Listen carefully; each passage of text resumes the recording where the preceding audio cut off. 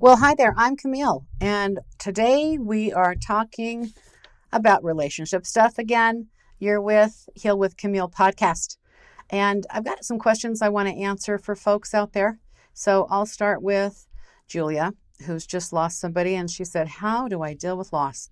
I am really struggling."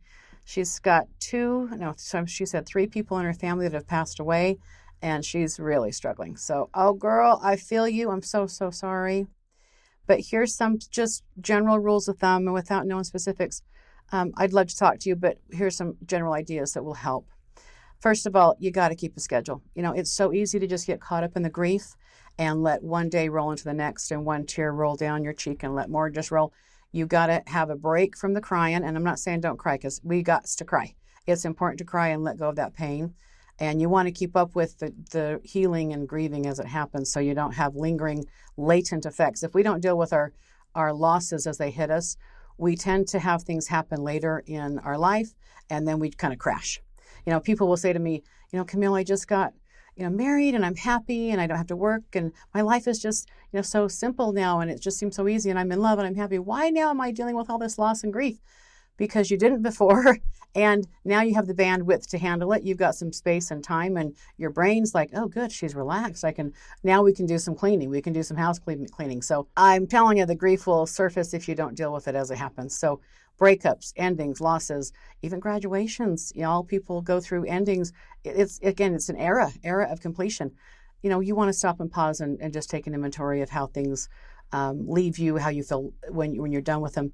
There's moments of sadness and grief, and then there's inventory of what have you learned, what are you taking with you as you go. So again, take a pause and know that you're starting life over, and be grateful for what you've experienced, and leave with love if you can.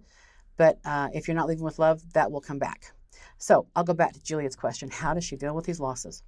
And I think a lot of people are going through a lot of stuff, with the COVID era and a lot of people passing, and there's still people that are sick and dealing with stuff. Here's what I tell people. Do as best you can, keep a schedule, keep a self-care routine schedule. So, try and get up at the same time every day, go to bed at the same time every day, have your meals, schedule your meals, schedule a workout, do a massage, take care of you, even if it's journaling. I tell people to journal, even if it's the same thing you write every day. I miss him, I miss her, I'm sad without them, I'm lonely without them. Keep venting that. And if you could get a counselor, keep talking things through. You don't want to let these things sit and stay stuck in your system. Keep moving things through you, but keep a schedule. The best thing to do is try to keep a schedule, and don't go it alone for too long. A lot of people just want to cry in the dark and cry by themselves. I'm kind of that way. I'm like a cat. I'll lick my own wounds, but it's important to talk it through and to share with others so that they can help lift the burden off of you. So if you can, be on a regular phone call with somebody that is just a committed listener. And the best conversations to have are like AA. I love AA. I love all those anonymous meetings, because you go and you can unburden yourself. You can just share without cross-talking. People don't know you. It's anonymous. And you just say what's so for you. And you tell on yourself and what you're dealing with. And it just gets left there without anybody's judgment or opinion. So maybe you find a committed listener, or a group of people that are committed to listening to you without judging or giving you advice. It's kind of the last thing you want to hear is, well, here's what I would do. People don't want to hear advice when they're going through emotional stuff. They're maybe judging themselves already pretty harshly. I got this, I got that. No, you just need to be with. The people that run from their feelings, again, they linger and they have to deal with them later. So buried feelings never die. They just come back in uglier ways, was what Louise Hay used to say in her historical book. It was called, I can't remember what it's called, but Louise Hay is a famous author. So don't go it alone for too long. I would try and find a committed listener just to listen and just say, thank you for sharing. Anything else you want to say about that? And they just listen and they just validate your pain. That's all you need. You just need that emotional air. And that's what happens when you share your pain with another, and they just get it. They don't want to try and make you feel better. They just want you to share. And then if you can find something to be grateful for, like make a gratitude list. What are you still humbled by and grateful for? What do you have? What are your comforts? What are you grateful for with that relationship? I have people sometimes write a letter to the departed and just say what you never got to say. There's incompletions, or there's things you never got to share with them. Your relationship was not complete as far as you were concerned, so you're not ready to let them go. So I say, write a letter, dear love, this is what I miss, or dear dad, dear mom, dear whoever, and say everything. Even if you're mad, you never this, you always that. I'm mad about this. I regret that. Say everything. And then the other half of that is as if they heard you, because they probably did, as if they heard you. What would they say back to you? What would they write back to you? And then write that letter to yourself. Dear Kimile, and acknowledge the letter, acknowledge what you said to them, and let that completion of communication loop happen. So you say something and let them respond to it in the letter. And so let that help you. Don't come back with, they hate me. It's probably not true. So I think you write, your thoughts, let them write theirs through you. And it's interesting what kind of transpires out of that. That tends to work. And then another thing is, I always say, watch for God crumbs. Because, when heaven opens and takes a soul, or when a baby's born, it's like we've never been closer to spirituality or heaven. Something really radical moved in your world.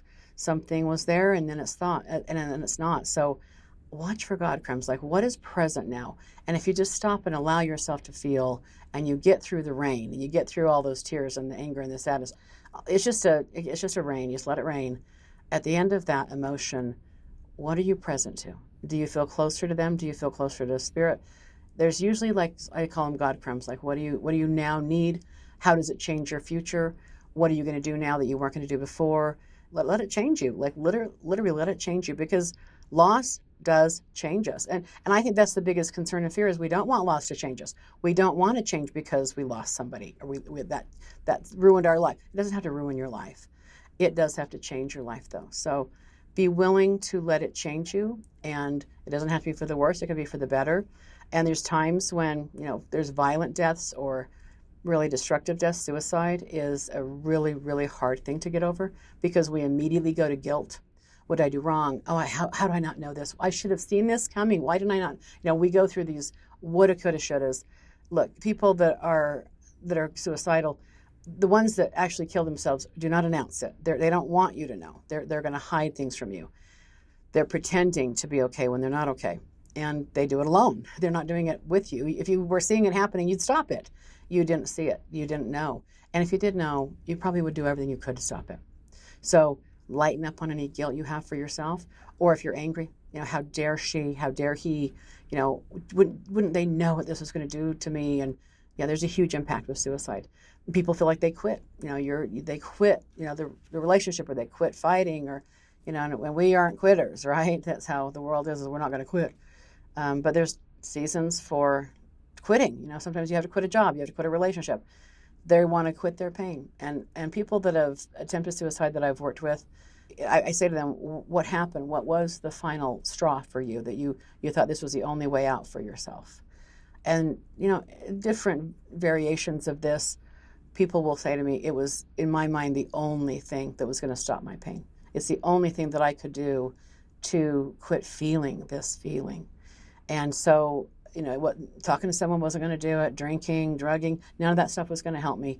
I just needed to stop whatever this is in my mind. So in their state of mind, it seems like the only solution to their pain in that moment. So know that about people, that they're hitting a wall somehow. And that is a private fight. That's a private something that they're going through. And the ones that have come back from that usually are radically different. They have changed themselves because they're going through some sort of metamorphosis. They went through a death of sorts. So look, endings and deaths are completions, and they're meant to change us. So it could be a transformation, and it can be a blessing and a curse at the same time. But the trick is not to resist it, because whatever you resist is going to persist. So if you're resisting the pain, resisting crying, resisting the vulnerability, it is going to be a lot harder to deal with. And some people go get a shot of whiskey, they go self-medicate somehow. They smoke pot, they do whatever they got to do, because initially the pain's too great. People deal with grief. You hear that all the time. People are going to deal with grief their way and how they deal with it, and it isn't necessarily wrong. People sometimes just shut down. They don't want to talk, or they just, nope, I'm traveling. I'm going to get in my car. I'm going to do things. I'm not going to slow down. I'm not going to stop, because if I stop and feel, I will never quit crying. I've had a lot of men tell me that, actually. I just got to go to work. I just got to go back to work and just keep myself going and keep myself physical. Because if I stop and I start dealing with this, I'm going to just be mad, and I'll never quit being mad. I'll never quit crying. It feels that big. It feels that it's something that's going to overtake you and your mind and your world. So loss is something that does radically change us. So allow for it. Take time. If there's a loss, you should take time off from work. You should take time to sit and be alone and or see a counselor. I wouldn't run from what's surfacing inside of you. It's really critical to let that emotion come up and out so you can deal with it powerfully. It happens to everybody. Not one human being's going to be spared from loss. That's, just probably not going to happen. I think that loss is, birth and death is part of life, and endings are part of life. I have, people going through massive divorces, and divorce feels like a death, by the way, especially to children, because things are never going to be the same. It's never going to go back to the way it was, which is true. And so be conscious that it feels like a death, especially for kids if you're going through a massive divorce, and you should treat it like a ending, a major death energy. So, even if you're hating your soon-to-be ex-spouse or ex-girlfriend, ex-boyfriend, then be conscious that there's still a lot of pain there. Anger can be a good drug, by the way. Anger can be something that you can latch onto so you don't feel the feelings. You can just be mad. And so if you're angry, then if you stay angry, then it's maybe something that you're avoiding. You want to be angry, you're going to avoid the tears, you're going to avoid the sadness, you're going to avoid the loneliness, and you might feel betrayed. I find that people that have a hard time dealing with emotion, they get stuck in something like that. They'll drink. They'll just have a routine to kind of keep themselves numb to the world. They'll avoid future long-term committed relationships, or they'll find someone that they're in a relationship with that they aren't really that committed, or if it ended, it wouldn't destroy them because they don't love them like they love the person that they lost before. When you look at a rebound relationship, that's usually what that's about, is this person isn't going to destroy them if they lose them. So maybe they pick someone who isn't love, that this isn't something that's going to go long term. It's like an open relationship, and we're dating, but we're dating other people. They almost just kind of stay in a non-committed sort of space. Or if they're committed, it's someone that they can live without. So if they leave me, it's okay. I'm not going to miss them. I'm not going to go through that. I'm not going to go through that kind of relationship. I see that a lot when people come to see me and their ex has jumped into a quick relationship with someone they would never, ever, ever have picked before. It just seems so out of character. Someone much older, someone much younger, and again, they really don't understand them. And these people are kind of in it for themselves, meaning that the new people are in it for themselves, or they want a child. It's like they have an agenda. So they really aren't seeing the full picture. But these people that are on the run emotionally, they're picking something they wouldn't pick before, or they're picking high drama. They're picking someone who's an alcoholic or addicted to drugs because, again, it's not a real relationship, but it's something that's safe. It's something that's very safe, and they're not going to get hurt by it if it ends. To me, I look at that and kind of say, how does this solve your problem? How does this relationship solve your problem? And if it's love, great. Love is love. I ain't going to judge it. But if you're running to a shot of whiskey or, sex or a drug or whatever, you're kind of self-medicating. And sometimes relationships are something we can hide out in as well.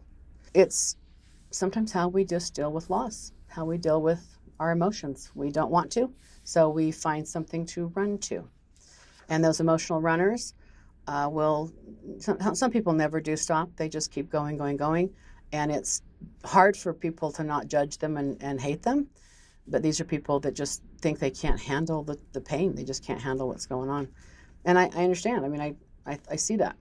But it also makes them look like they're sociopathic in a way, because when they weren't before, because they really truly did get betrayed or hurt, or they're having a hard time dealing with the loss.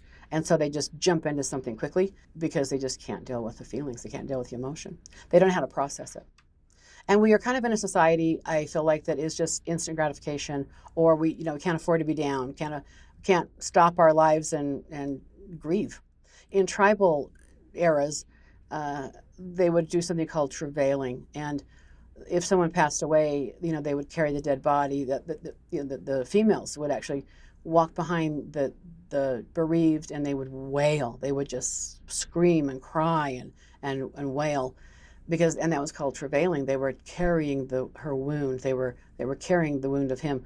They were carrying the pain. They were just grieving, so that they could really release their emotion and their pain and heal that wound. It's a psychic wound. It's a psychic screaming almost. And then that void and that absence, it's a spiritual emptiness. So it isn't sometimes always physical, and people don't know how to deal with that absence, that silence, that quiet. When people die and you've got incompletions with them, whoa, this is really tough to recover from, because the guilt hits you. And then how do you deal with the guilt on top of the anger, on top of the sadness? And so it compounds it. And you got to talk that stuff through. I find people that have a lot of guilt or anger, like if you hated your parents or you hated an ex-spouse yet secretly still love them, and you did harm to them, you took them to court, you did some things to do damage, and then they're suddenly gone. Even children that they betrayed you, they were gay, they were something, you didn't accept their lifestyle, and then something happens. You were distant because of your judgments or your anger, and then that you lose them. You lose them suddenly. Man, I watch people literally start punishing themselves. They make choices to do harm to themselves. It's interesting. They gain a lot of weight, or they spend a lot of money and lose their money, or they pick relationships that are hurting them, sabotaging their life. They don't stay close to their friends. They isolate. They hermit. I knew a woman that, actually, she was supposed to be helping her husband. He was hiking or something, and she was part of, holding the rope, and something happened, and she couldn't hold it, and, he fell and died. And she's isolated ever since, 15 years later. So again, I don't judge it. I just know that people do things to their own lives, to themselves, because they feel so horribly guilty for things. So that's how you deal with loss. First of all, talk about it. Keep a schedule. Don't go it alone for too long. I think you need alone time to be able to deal with it and grieve and cry. Journal. Write all your feelings out. Just say it all. Write a letter to the departed. Let the departed write a letter back to you, what you think they would say.